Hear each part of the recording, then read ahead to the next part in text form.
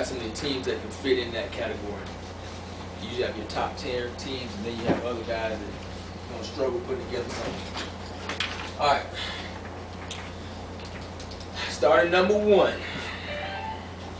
Anybody got any suggestions? Are we playing Armwood, or do somebody else go with number 1? I know TBT's got a lot coming back on defense. I know Plant and Armwood both got new quarterbacks. I don't know if you want to consider Philip Ely a new starter. Miss Norson Charles. Got Grady in a new system. The defensive line, Armwood is pretty intact, but the secondary, I think, is depleted. If that's the correct word to use. What you guys think? Number 1, I'm thinking it's really between Armwood and Plant.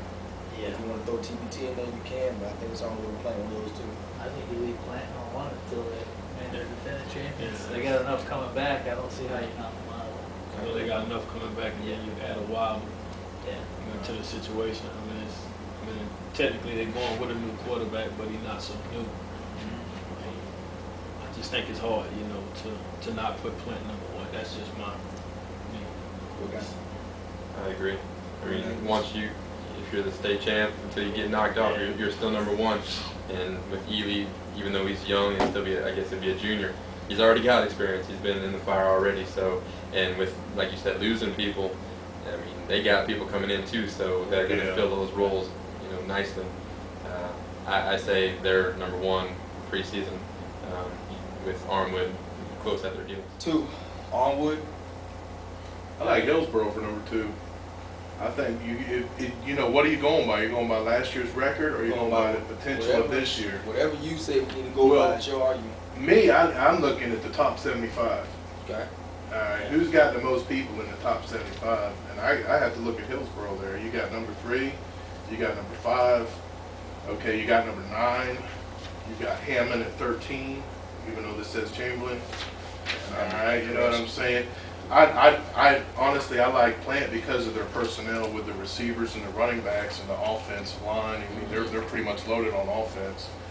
And I also like Hillsborough's personnel as well. And the only reason why I'm going to say Armwood, because until somebody able to do some of those D tackles, it's going to be hard to beat them. Defensively, it's going to be hard to beat them. I think Grady is going to be different than what they had the past 2 years with Marwan Jackson. Guy can throw the ball. Marwan can throw it, but I think he may throw it. Across the board, they have young talent, which I think is what a lot of people are kind of iffy on. But I think their young talent is still talented enough to be successful with that coaching staff and the proven that they've had over the years. I think that they really deserve to be number 2. They're another case like Plant until somebody knocks them off, until they are proven that they will lose in this county. I think they have to be number 2. Maybe we will see that this year with it being young talent, and with young talent comes mistakes. But they got a good coaching staff, and they got a good system. And like you're saying with the quarterback, And they got Matt Jones, TBT. To me, now that at level 3, it's more of a projection as far as going forward to next season, more so than what we talked about with Plant and Armwood as historically. Now you're talking more projection. I think what everybody over there at the coaching staff at Tech has done is amazing. The turnaround and the kids that they've gotten in and the kids that they've developed, I think they're going to be very strong. But like you said, the top 75 list, if that's one of the criteria that you're going by, then Hillsborough would possibly have just as much of a say to be in that number 3 spot. I gotta go Lonzo for my vote at 5. I'm telling y'all right now. Somebody tell me they disagree. Alonzo? Yeah. I like Alonzo, but I think you can't discount what Spoto did last year. Y'all think Spoto's for real? I think Spoto's for real. I had a chance to watch him last year. Actually, it was versus Robinson. I thought Robinson played him pretty well. But how many games they forfeit? 3? 3 up 4. Yeah, and one of those was the win against Newsom. I still think Spoto's a little bit low on O-line and D-line. But knowing a couple people there on the staff, they say great things about a becoming program and Coach Caparazzo has done an excellent job there.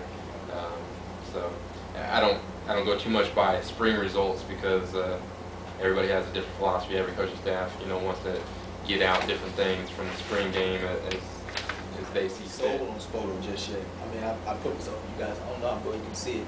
I'm looking at who they beat. Only impressive. On that, man. I know, It's I tough, know, but it's tough to go on that because if there's what's the year varsity? Second year varsity now. Yeah, it'll be their third They'll be year. going to This is their third. kind of their fourth, Fourth, but yeah. the first two they did a JV mixed schedule. It was a So this is modified schedule. last year first was their year. second goal See, for Right. playoffs. Coming if you forward go will to be the their third schedule full thing- varsity year. See, I don't think you go to the schedule thing because I think you can go to the schedule thing and it will work somewhat for Tech a little bit and maybe not. I mean, they was in a tough district and they was district run-ups, but you look at some of the teams they played, they really weren't that good. I mean, me with schedules, I think you have a schedule. It is no fault of yours. You beat who on your schedule. I mean, that's it. I mean, it's not. As far as their schedule last year, I think they beat the team they were supposed to. They handled Newsom. As far as I think we all agree for Newsom 5 and was a 6. strong team. Yeah, yeah, they were 9 and 1. They weren't a player or whatever, but Right. they were a playoff team, and they kept close in the playoffs with Kissimmee Osceola. Well, we're talking about the first game of the season now. That was game. It was 2, wasn't it? That was game 1. Game.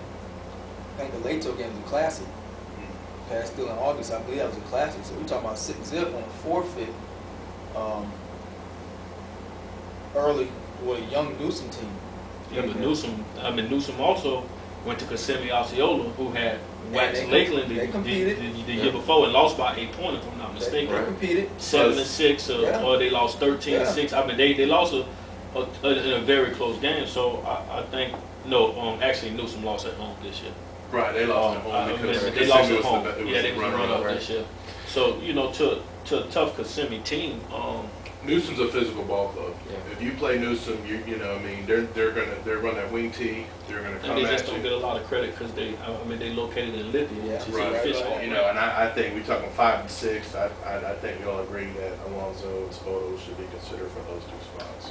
Anybody else want to throw another team in there? I think you might have to look at Newsom, but Coach? at 5, I still think Alonzo. That's Alonzo is. I think we still have a lot to prove, and I think this schedule this year is going to definitely weigh that out for us. Whether it be that we're considered one of the top 5 teams by the schedule we were given, I don't know if that's the way it was done. I can tell you a stat that I don't think a lot of people know, but Alonzo's never beaten a team that finishes the season with a winning record. I know that's a big goal for us this year is to get one of the big dogs and hopefully get a win. Got I think, a chance this year. yeah, They're all on the schedule. exactly. I think they're all there. Yeah. They're all lined up. I think our kids are ready for that next step.